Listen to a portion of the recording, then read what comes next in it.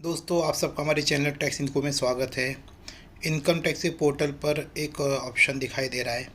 जैसे आप सर्विसेज के सेक्शन में जाएंगे और जाने पर आपको एक एंड में एक ऑप्शन दिखाई देगा। ये देखिए, एनुअल इंफॉर्मेशन स्टेटमेंट। इसका रेलेवेंस क्या है? क्या ये हमने जो रिटर्न फाइल की है रिवाइज उसको करना पड़ेगा? ये भी आप समझेंगे। वीडियो के एंड तक बने रहे। आओ वीडियो स्टार्ट करते हैं।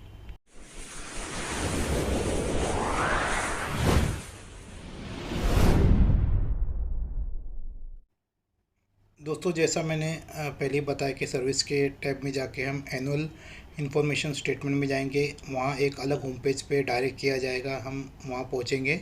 वहाँ हमको एआईएस इंस्ट्रक्शन पूरी डिटेल दी जाएगी। इंस्ट्रक्शन से वो दिया गया है क्या करना है, एआईएस है। और साथ ही में उसके बाद में ऑप्शन एक्टिविटी हिस्ट्री का। तो एक्टिविटी हिस्ट्री में अपने कब कब लॉगिन किया वो दिखाई देगा।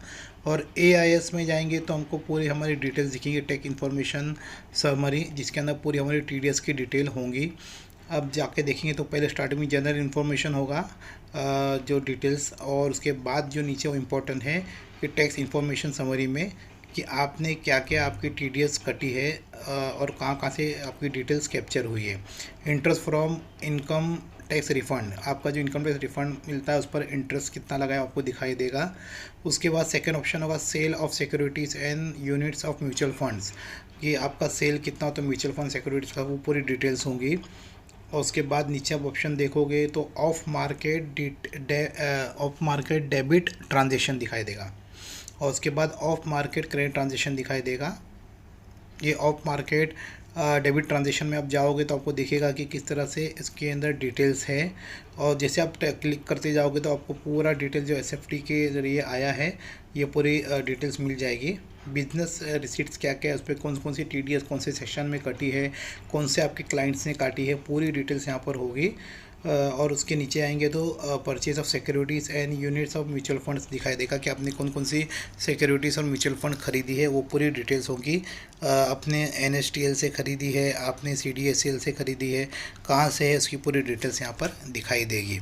तो बहुत ही ज़्यादा इम्पोर्टेंट हो गया ये हमारा अभी, क्योंकि पहले ये सब डिटेल्स नहीं थी तो रिटर्न में कई लोग ये डिटेल्स डाला नहीं कर देते और टैक्स इवेड हो रहा था। अब ये आने के बाद हमको पूरी डिटेल्स अपने रिटर्न में डालनी होगी। उसके बाद ही में देखोगे तो और एक डिटेल्स आपको दिखेगा जो पार्ट्स बीड में जैसा दिया हुआ है कि पार्ट B1 है, पार्ट B2, इस तरह से इन्होंने पूरा एसएफटी के सिस्टम में दिया हुआ है। जहाँ जहाँ आपका पैन लगा है वहाँ से आपका डेटा कैप्चर हो गया, जहाँ जहाँ आपने पैन सबमिट किया है वहाँ वहाँ से आपका डेटा ये कैप्चर कर दिया गया है और आया है।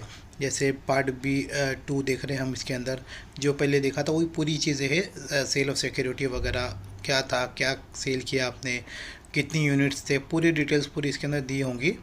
और साथ साथ में ये जो ट्रांजेक्शन और एसएफटी में और भी जो आते हैं, क्रेडिट कार्ड के ट्रांजेक्शन है, पेमेंट ऑफ टैक्सेस आपका कितना भरा हुआ है, जैसे एडवान टैक्स हो, सेल असेसमेंट टैक्स हो, ये सब पूरी डिटेल्स आएंगे इसके अंदर।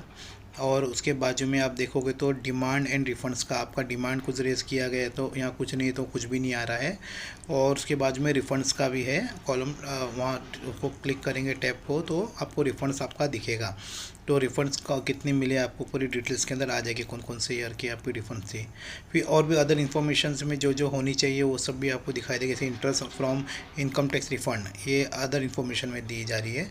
तो ये कई डिटेल्स पहले नहीं थी, ये सब आ रही है। टीसीएस इन्फॉर्मेशन, एसएफटी इन्फॉर्मेशन, पे tax, payment of taxes, demand and refund और अदर इन्फॉर्मेशन, ये आप देखोगे तो पूरा इस तरह से दिखेगा। अब हम दूसरे एक हमारे एसएससी का देखते हैं कि वही इसी तरह से इसमें जाएंगे हम एनुअल इन्फॉर्मेशन स्टेटमेंट में। वहाँ जाकर हम सेम यहाँ क्लिक करेंगे। कुछ डिटेल्स वहाँ जो नहीं थी वो यहाँ आपको देखने मिलेगी। हर एक की अपनी डिटेल्स होती है। जैसे इंटरेस्ट फ्रॉम सेविंग बैंक है वो भी दिखाई दे रहा है यहाँ पर अभी।